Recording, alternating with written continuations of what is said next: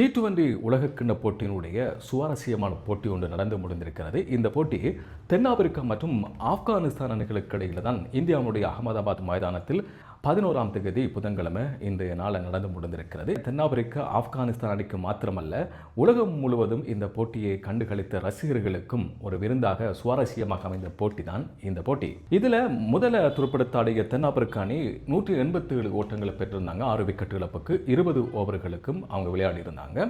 188 ஓட்டங்கள் பெற்றால் வெற்றி அப்படிங்கிற நம்பிக்கையோடு களமிறங்கி ஆப்கானிஸ்தான் அணியினால் அந்த இலக்கை அடைய முடியல. சமநிலையில தான் அந்த போட்டியை நிறைவு செய்திருந்தாங்க. தென்னாப்பிரிக்க அணியினுடைய வீரர்கள் எய்டம் மாக்கரம் இவர் 8 பந்துகளுக்கு முகொடுத்து 5 ஓட்டங்களை பெற்று ஆட்டமிழந்திருந்தார். குயின்டன் டி காக் மிக சிறப்பான முறையில் துருப்படுத்த ஆடியிருந்தார். 41 பந்துகளுக்கு முகொடுத்து 59 ஓட்டங்களை பெற்றுக் கொடுத்திருந்தார். இதில் 5 4 ஓட்டங்களும் 3 6 ஓட்டங்களும் அடங்கலாகத்தான் இந்த ஓட்டங்களை அவர் பெற்றிருந்தார். ரயன் ரிகல்டன் மிகச்சிறப்பான முறையில் அதிரடியாக துருப்படுத்த ஆடியிருந்தார். 28 பந்துகளுக்கு முகம் கொடுத்து 61 ஓட்டங்களை இவர் எடுத்திருந்தார். இதில் 4 சிக்சர்களும் 5 பவுண்டரிகளும் அடங்கலாகத்தான் இந்த ஓட்டங்களை அவர் பெற்றிருந்தார். டெவால்ட் பிரேவிஷ் இவர் அதிரடியாக துருப்படுத்த ஆடியிருந்தார். 19 பந்துகளுக்கு முகம் கொடுத்து 23 ஓட்டங்களை தென்னாப்பிரிக்க அணிக்காக பெற்றுக் கொடுத்திருந்தார். இதில் ஒரு 4 ஓட்டங்களும் ஒரு சிக்சர் அடங்கலாக தான் இந்த ஓட்டங்களை அவர் எடுத்திருந்தார். டேவிட் மில்லர் இவர் 15 பந்துகளுக்கு முகம் கொடுத்து 20 ஓட்டங்களை எடுத்திருந்தார். இதில் ஒரு சிக்சரும் ஒரு பவுண்டரியும் அடங்கும். மாக்ரோ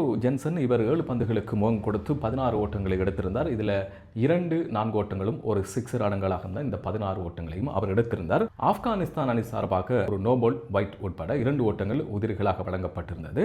மொத்தமாக 187 ஓட்டங்களுக்கு 6 விக்கெட்டை இழந்திருந்தாங்க. 188 ஓட்டங்கள் எடுத்தால் வெற்றி அப்படிங்கிற இலக்குடன் களமிறங்கிய ஆப்கானிஸ்தான் அணிக்கு அந்த இலக்கினை அடைய முடியவில்லை.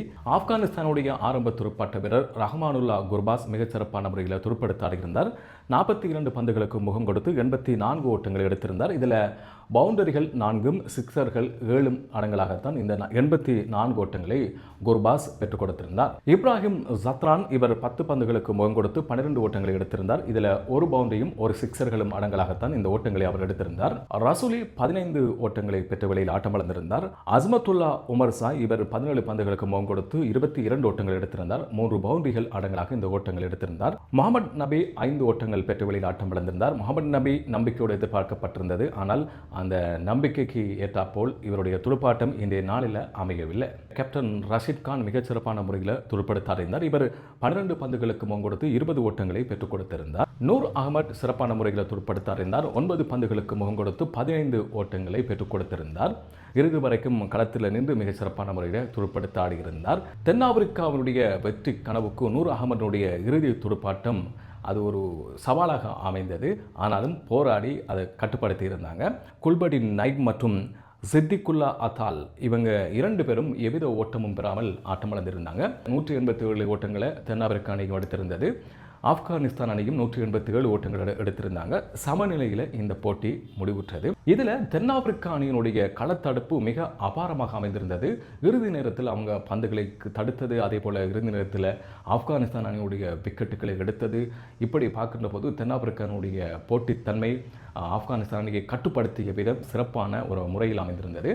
வெற்றி ஆப்கானிஸ்தானி பக்கம் இருந்தாலும் தங்களுடைய கவன ஈனம் காரணமாக அல்லது பதட்டத்தின் காரணமாக தங்களிடம் இருந்த வெற்றியை அப்படியோ கை நழுவ விட்டுட்டாங்க அப்படின்னு தான் சொல்லணும். போட்டி சமநிலையில் முடிவடைந்ததுனால சூப்பர் ஓவருக்கு போட்டி போனது. முதலில் துடுப்படுத்தாடிய ஆப்கானிஸ்தான் அணி 17 ஓட்டங்கள் எடுத்திருந்தாங்க. இதில் சூப்பர் ஓவரில் ஆரம்ப துடுப்பாட்ட வீரர்களாக வந்த அஸ்மத்துல்லா உமர் சாய் இவர் 5 பந்துகளுக்கு முகம் கொடுத்து ஒரு சிக்சர் 2 பவுண்டரிகள் அடங்கலாக 16 ஓட்டங்கள் எடுத்திருந்தார்.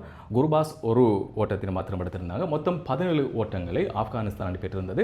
18 ஓட்டங்கள் பெற்றால் வெற்றி அப்படிங்கிற இலக்குடன் இலகுவான இந்த இலக்குடன் தென்னாப்பிரிக்க அணி களமிறங்கியது. அந்த இலக்கினை அடைய முடியவில்லை. டேவிட் மில்லர் ஒரு ஓட்டத்தினை மாத்திரம் பெற்றிருந்தார். பிரேவிஸ் இவர் 6 ஓட்டங்களை பெற்றிருந்தார். ஸ்டப்ஸ் இவர் 10 ஓட்டங்களை பெற்றிருந்தார். மொத்தமாக 17 ஓட்டங்களை ஒரு விக்கெட்டை இழந்து பெற்றிருந்தாங்க. சூப்பர் ஓவரும் சமநிலையில் முடிவடைந்திருந்தது. இரண்டாவது சூப்பர் ஓவரில் தென்னாப்பிரிக்க அணி சிறப்பான முறையில் துடுப்படுத்த ஆடியது.